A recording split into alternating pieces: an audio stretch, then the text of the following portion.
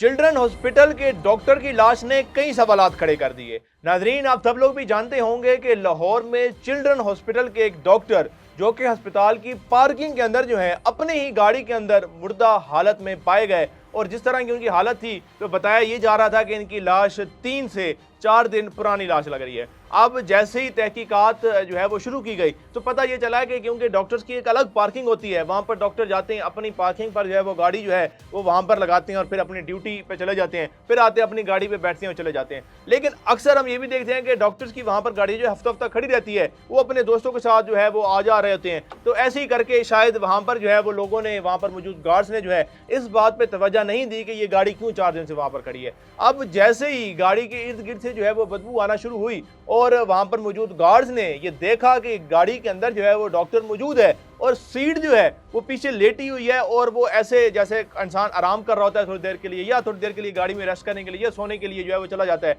तो ऐसी हालत में मौजूद है और उससे बदबू आ रही है। उसके बाद फौरी तौर पर पुलिस को इत्तला दी जाती है, पुलिस आती है और पता ये चलता है कि इन डॉक्टर साहब की वो डेथ हो गई है। अब इस डेथ के बाद कई सवालात ये हैं कि अगर 4 दिन से वो डॉक्टर अस्पताल से गैर हाजिर थे तो किसी ने ये जानने की कोशिश नहीं की कि डॉक्टर साहब कहां पर हैं। अब जाहिर है ये डॉक्टर साहब कहीं पे रहते भी होंगे, अगर ये दूसरे शहर के थे तो कहीं हॉस्टल में रहते होंगे, अपने दोस्तों के साथ कहीं फ्लैट पे रहते होंगे। तो किसी ने ये जानने की कोशिश नहीं की कि हमने 4 दिन से ना डॉक्टर को देखा है, ना हमने 4 दिन से डॉक्टर साहब से बात की है। अब ना ये डॉक्टर साहब 4 दिन से, 2 दिन हो गए, 3 दिन हो गए, चौथा दिन है, डॉक्टर साहब वो सोशल मीडिया पर कहीं पर ऑनलाइन नहीं है, क्योंकि सोशल मीडिया का दौर है। किसी ने ये बात जानने की कोशिश नहीं की। हर शख्स अपनी जिंदगी के जो काम थे उनके अंदर मसरूफ वो दिखाई दिया। उसके बाद इनकी लाश जैसी बरामद होती है उसके बाद अब कई सवाल लोग एक दूसरे से पूछ रहे हैं। अब ये डॉक्टर अहमद लतीफ़ इनका नाम है, चिल्ड्रन हॉस्पिटल ये बैंक ब्लड बैंक के अंदर इनकी ड्यूटीज थी और 4 दिन से ये वहाँ पर गैर हाजिर भी रहे हैं। लेकिन किसी ने इनसे रब्ता नहीं किया, किसी ने इनको ढूंढने की कोशिश नहीं की, किसी ने तलाश करने की कोशिश नहीं की, किसी ने ये नहीं कहा कि ये डॉक्टर साहब की गाड़ी तो ये खड़ी है, तो डॉक्टर साहब 2 दिन हो गए हैं या कल क्यों नहीं है, गाड़ी तो उनकी ये खड़ी हुई है।